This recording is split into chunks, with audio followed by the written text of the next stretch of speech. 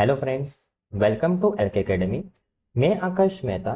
आज हम डिस्कस करने वाले हैं एक इम्पोर्टेंट टॉपिक का नाम है फ्रेंड्स पद्म अवार्ड्स। अभी ये टॉपिक हम रिसेंट न्यूज़ में क्यों पढ़ रहे हैं? बिकॉज अभी रिसेंटली हमारे प्रेसिडेंट द्रौपदी मुर्मू जी के द्वारा 71 पर्सनालिटी को पद्म अवार्ड्स दिए गए हैं। यस, तो इस न्यूज़ में हम कवर करने वाले हैं कि पद्म अवार्ड्स क्या होते हैं, हमारे भारत में कौन कौन से सिविलियन अवार्ड्स दिए जाते हैं।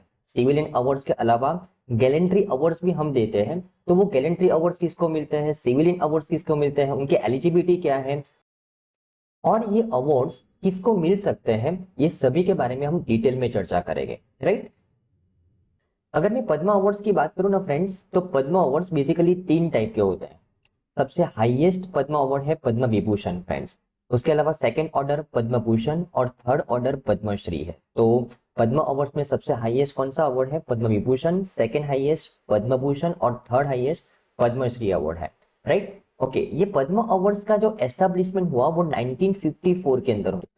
तो 1954 से जो भी व्यक्ति अपने फील्ड के अंदर एक्सेप्शनल कंट्रीब्यूशन देता है, अचीवमेंट करता है, उनको हम पद्म अवार्ड से नवाजते हैं फ्रेंड्स, बराबर ना? ओके। तो इस बार जो पद्म अवार्ड्स दिए गए हैं उनके अंदर 4 लोगों को पद्म विभूषण दिया गया है, 10 लोगों को पद्म भूषण दिया गया है और 57 पर्सनालिटी को पद्मश्री दिया गया है फ्रेंड्स, बराबर ना? ओके। तो ये जो पद्म अवार्ड्स है ना फ्रेंड्स, वो 3 नोटेबल थीम्स के ऊपर दिए जाते हैं। अनसंग हीरोज, अनसंग हीरोज मतलब ऐसे व्यक्ति जिन्होंने ग्रास रूट लेवल पे बहुत ही अच्छा काम किया है, एक्सेप्शनल कंट्रीब्यूशन दिया है। फॉर एग्जांपल, इस साल के पद्मा अवार्ड्स के अंदर लिबिया लोबो सरदेसाई को गोवा के लिबरेशन मूवमेंट के अंदर पार्टिसिपेशन करने के लिए एट द एज ऑफ 100 उनको पद्म अवार्ड दिया गया है। उसके अलावा सेकंड कैटेगरी है सेक्टोरल डाइवर्सिटी।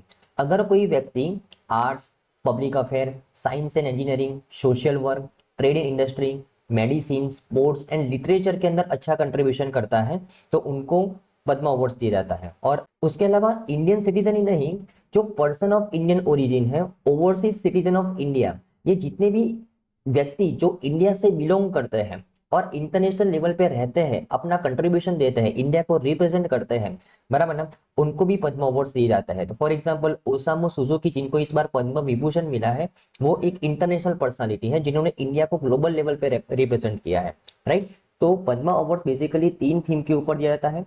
अनसंग हीरोज, जिन्होंने ग्रास रूट लेवल पे अच्छा काम किया है, सेक्टोरल डाइवर्सिटी, जिन्होंने अपने अपने फील्ड में अच्छा काम किया है, और इंटरनेशनल इंक्लूसिविटी, जो व्यक्ति इंडिया से बिलोंग करता है, इंडियन ओरिजिन है, ओवरसीज सिटीजन ऑफ इंडिया है, राइट, अगर उन्होंने इंडिया को ग्लोबल लेवल पे अच्छे से रिप्रेजेंट किया है, अच्छे से कंट्रीब्यूशन दिया है इंडिया के लिए, तो उनको भी पद्म अवार्ड से नवाजा जाता है फ्रेंड्स, बराबर ना?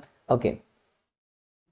जैसे मैंने बात किया कि ये पद्म अवार्ड्स के लिए एलिजिबल व्यक्ति कौन होते हैं, तो सिटीजन्स ऑफ इंडिया या तो फिर फॉरेनर्स भी चलेंगे जो इंडिया से ताल्लुक रखते हैं। एनआरआईस आ गए, उसके अंदर पर्सन ऑफ इंडियन ओरिजिन आ गए, ओवरसीज सिटीजन ऑफ इंडिया आ गए, तो ये सभी लोगों को पद्म अवार्ड्स मिल सकता है। सिलेक्शन प्रोसेस कैसा होता है फ्रेंड्स? तो यहाँ पे रिकमेंडेशंस लिए जाते हैं, इनवाइट किए जाता है पब्लिक से, स्टेट गवर्नमेंट से, मिनिस्ट्रीज से और प्रीवियस अवॉर्डी से। उनके रिकमेंडेशन को यहाँ पे स्क्रीन किया जाता है एक कमेटी के द्वारा। ये कमेटी को चेयर कौन करते हैं? हमारे प्राइम मिनिस्टर। और ये कमेटी जिसको रिकमेंड करेगी उनको हमारे प्रेसिडेंट पद्म अवार्ड्स देते हैं, राइट ना? ओके। तो पद्म अवार्ड्स देते कौन है? President of India. किनके रिकमेंडेशन से?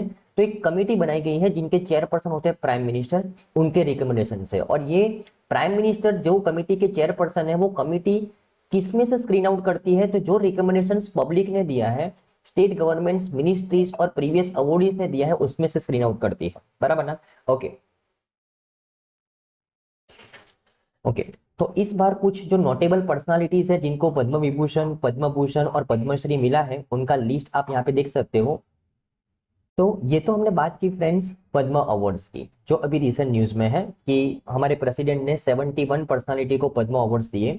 उसमें से कुछ लोगों को पद्म विभूषण दिया, कुछ लोगों को पद्म भूषण दिया और कुछ लोगों को पद्मश्री दिया, बराबर। लेकिन ये पद्म अवार्ड से भी ऊपर एक और सिविलियन अवार्ड है फ्रेंड्स, भारत रत्न, राइट ना? अगर आपको कोई पूछे कि हमारा भारत का सबसे हाईएस्ट सिविलियन अवार्ड कौन सा है, तो भारत रत्न है फ्रेंड्स, बराबर, ध्यान में रखना है।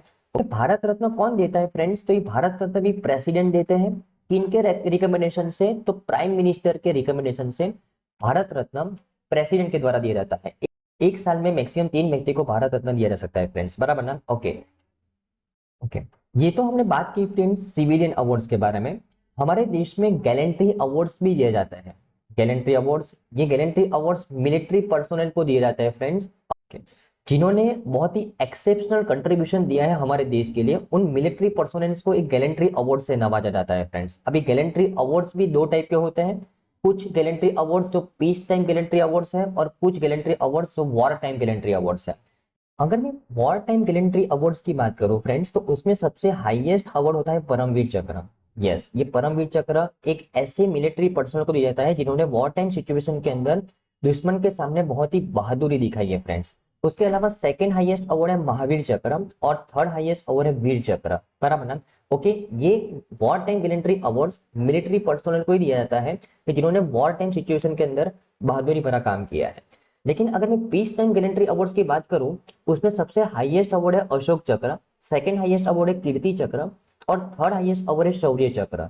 तो ये जो पीस टाइम गैलेंट्री अवार्ड्स है वो मिलिट्री पर्सनल और उसके अलावा सिटीजन्स को भी दिया जाता है, सिविलियंस को भी दिया जाता है, कि जिन्होंने अपने देश के लिए पीस टाइम के दौरान कोई बहादुरी भरा काम किया है, बराबर ना। तो उनको ये अवार्ड दिया जा सकता है। अशोक चक्र सबसे हाईएस्ट, सेकंड हाईएस्ट कीर्ति चक्र, और थर्ड हाईएस्ट शौर्य चक्र, ध्यान में रखना है, बराबर ना। ओके, तो आई थिंक फ्रेंड्स आपको इंडिया के हाईएस्ट सिविलियन ऑनर्स के बारे में पता चला होगा कि क्या होते हैं पद्मा अवार्ड्स। पद्मा अवार्ड्स के ऊपर सबसे हाईएस्ट सिविलियन अवार्ड कौन सा है, भारत रत्न। उसके अलावा सिविलियन अवार्ड्स के अलावा हम गैलेंट्री अवार्ड्स भी देते हैं, वॉर टाइम गैलेंट्री अवार्ड्स और पीस टाइम गैलेंट्री अवार्ड्स, कि जो मिलिट्री पर्सनल जो वॉर टाइम सिचुएशन के अंदर या तो फिर पीस टाइम सिचुएशन के अंदर अगर अपनी बहादुरी दिखाते हैं तो उनको गैलेंट्री अवार्ड से नवाजा जाता है फ्रेंड्स, बराबर ना। तो आई थिंक आपको इस पूरी न्यूज में अच्छे समझ में आया होगा। Thank you friends, bye.